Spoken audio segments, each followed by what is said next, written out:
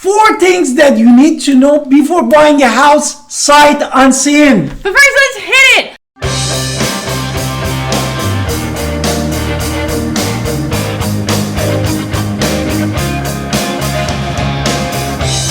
Hi, it's Alan Victoria. Welcome to our channel and podcast. And this is your first time in our podcast and our YouTube channel. Please subscribe and get notified. Honestly, we get calls and texts all the time at 252-327-3357. So we can't wait. I'm excited to share with you. Okay, so let's talk about these things that you should know before seeing a house sight unseen, of course. So we're kind of walking in blind, which is why I covered my eyes. So if you're walking in blind and you can't see this house for whatever reason, you live in one state and you come to another state, or you're just super busy at your job because you have a job that's 24/7 and you just cannot go look at the houses. So you're like, I'm just going to buy online.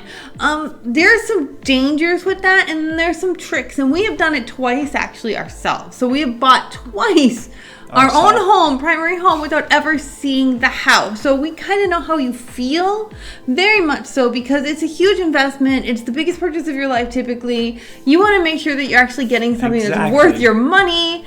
And for whatever reason, you just cannot see this house in person.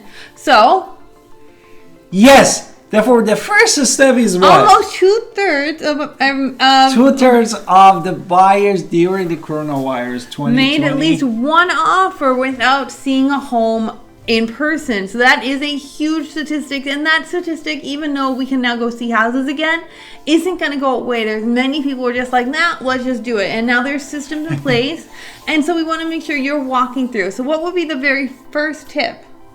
Yeah, the first thing is what? Is getting pre-approval first? No, I would say, yes, you should get pre-approved from a bank before we actually start making offers. That's just money.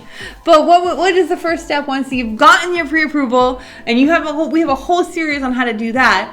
But now that you've got your pre-approval, what do we do? The first thing is basically finding a real estate agent that you can trust. It's not just any agent. This has to be someone who understands that you're buying a house virtually. They're cool with it.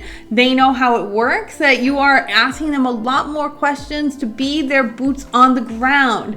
So they are... And definitely they know the market that you are searching for, that desired house. Right, so they know how to do a virtual tour. They know how to make sure that their apps are working correctly, so you aren't just having some problems there. You're getting video. You should be getting audio. You should be getting all sorts of, asking people to look through windows and narrating the house as they walk around and jumping where you told them to jump. We literally told one of our agents when we were buying our own house to jump in the air. We were like, no, jump on those stairs. We want to hear if they creak. Which is kind of dumb, but I want to know if those stairs creak because I want to know if someone's going to hear my stair if I can hear those stairs or not.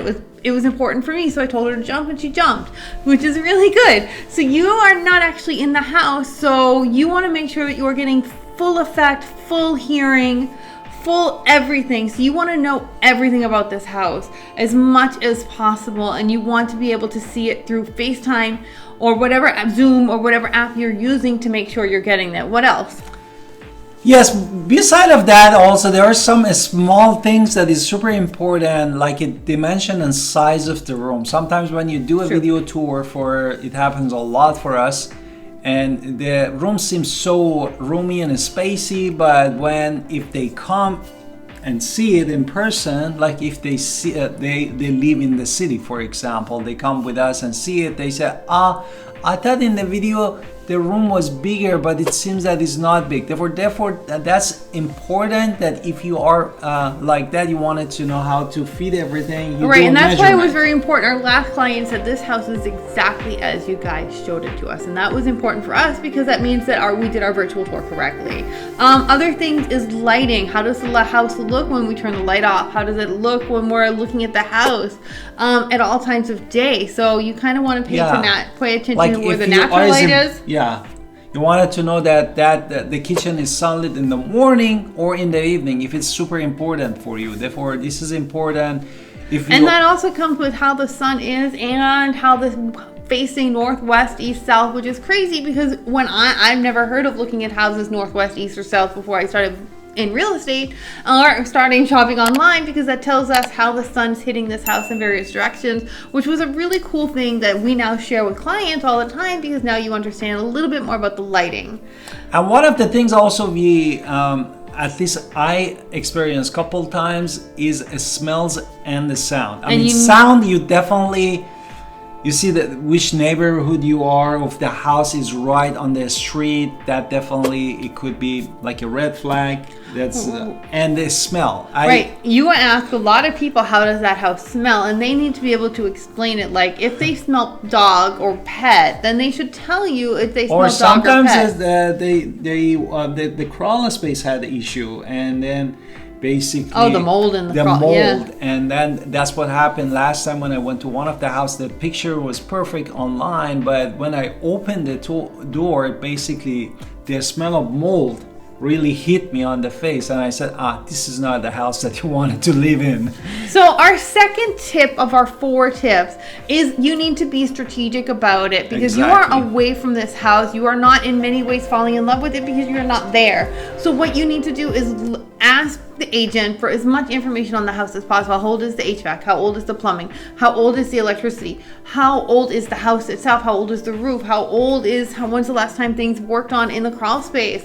Exactly. Understand that these things, and how new is there new construction in your budget, because when you're going to new you're at least getting warranties, and is this house that you're looking to buy having warranties? So, or also the zoning. Sometimes you go somewhere, the house, there's nothing, there's an empty space behind of your house. You want to make sure that this is going to be a development project. Is it going to be a highway? You need to know that. You need to know that, because you're going to be in trouble if you don't know that. Definitely ask those questions from your But I think that's agent. number 4, and you're skipping ahead. Number 3. Yes, number 3. Okay, so I just want to mention again, when we're being strategic though, really understanding that everything has a cost for replacement, and over time everything needs to get replaced or fixed.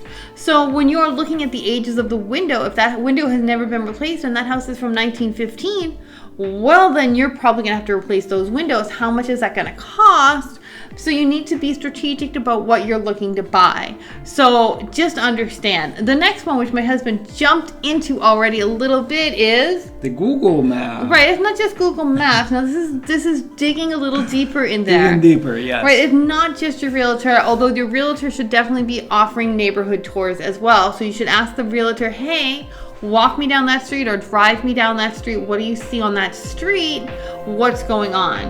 Also, be willing to do some research online. There's a lot of information online that a realtor cannot give you legally, because they can't tell you, hey, so-and-so, sex offenders live here, or what, these are the best school zones or whatever. But you can look all of that information up yourself.